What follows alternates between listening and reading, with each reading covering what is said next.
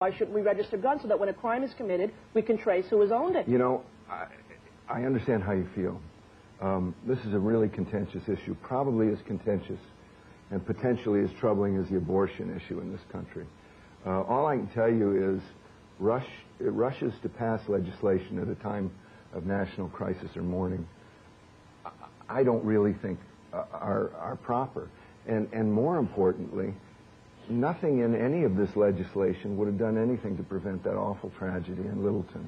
What I see in the work I've done with kids is a troubling direction in our culture, and where I see consensus, which is what I think we ought to concentrate on in our culture, is, look, nobody argues anymore whether they're conservatives or liberal, whether our society is going in the wrong direction.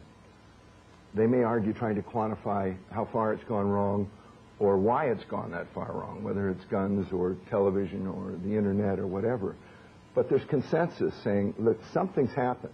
Guns were much more accessible 40 years ago. A kid could walk into a pawn shop or a hardware store and buy a high-capacity magazine weapon that could kill a lot of people, and they didn't do it. The question we ought to be asking is, look, suicide is a tragedy, and it's a horrible thing, but 30 or 40 years ago, particularly men and even young men, when they were suicidal, they went and unfortunately blew their brains out.